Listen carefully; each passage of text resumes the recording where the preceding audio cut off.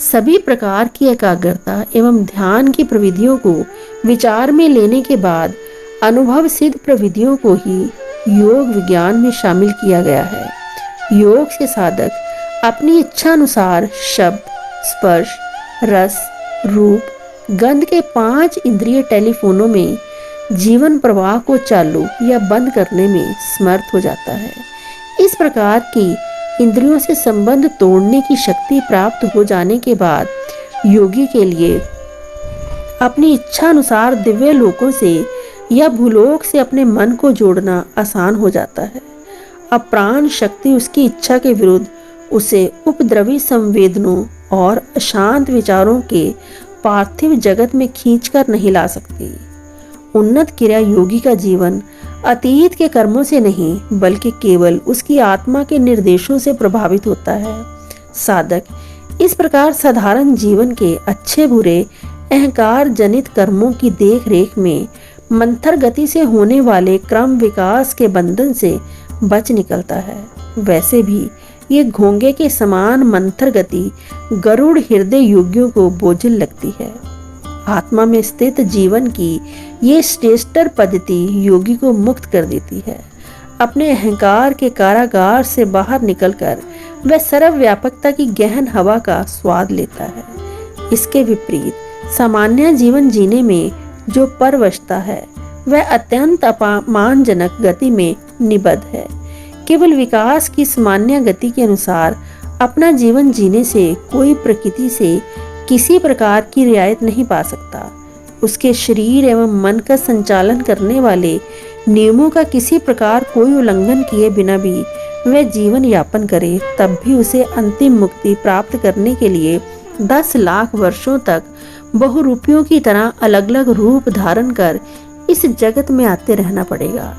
इसलिए जो लोग 10 लाख वर्षों की अवधि को विद्रोह पूर्ण दृष्टि से देखते हैं, उनके लिए शरीर और मन से अपने आप को अलग कर आत्मा के साथ जुड़ जाने की और इस प्रकार उस वृहद अवधि को नगण्य लगने वाली अल्पाविधि में बदल देने की योगियों की पद्धतियां ही श्रेयस्कर हैं। उन साधारण लोगों के लिए तो अवधि की ये संख्यात्मक वृद्धि और भी वृहद हो जाती है, जो अपनी आत्मा के साथ तो क्या प्रकृति के साथ भी सामंजस्य में नहीं जीते और इसके विपरीत निसर्ग विरुद्ध जटिलताओं में उलझते हुए शरीर और मन में प्रकृति द्वारा प्रदित मधुर स्वस्थताओं को आघात पहुंचाते रहते हैं। ऐसे लोगों के लिए 10 लाख वर्षों की दुगनी अवधि भी मुक्ति के लिए अप्राप्त है। देहासक्त मनुष्य कदाचित ही या कभी नहीं समझ पाता कि उसकी देह एक साम्राज्य है जिस पर मस्तिष्क के सिंहासन पर विराजमान सम्राट आत्मा का शासन चलता है और इस शासन कार्य में मेरुदंड के 6 चक्रों या चैतन्य केंद्रों में स्थित सहायक राज प्रतिनिधि उसकी सहायता करते हैं। इस ईश तंत्र के राज्य में आज्ञाकारी प्रजा का विशाल जन समुदाय है।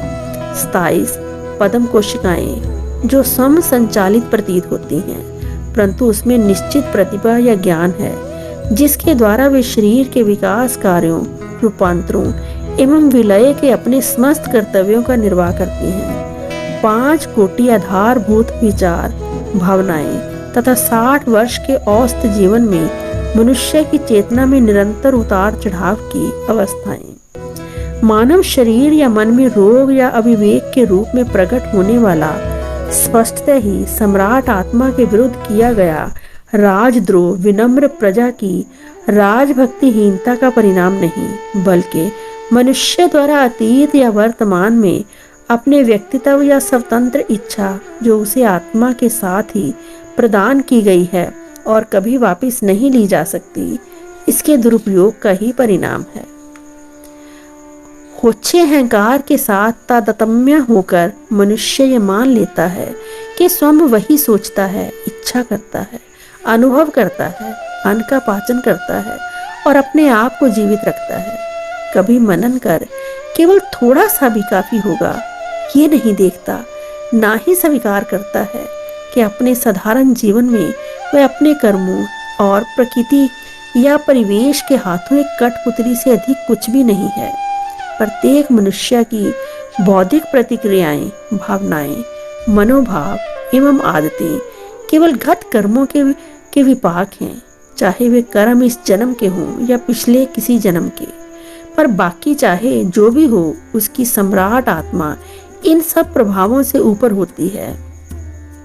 नश्वर सच्चाइयों और स्वतंत्रताओं को ठुकराकर क्रिया योगी माया जाल के सभी विभ्रमों से परे अपने निरंकुश मुक्त आत्म स्वरूप में चला जाता है।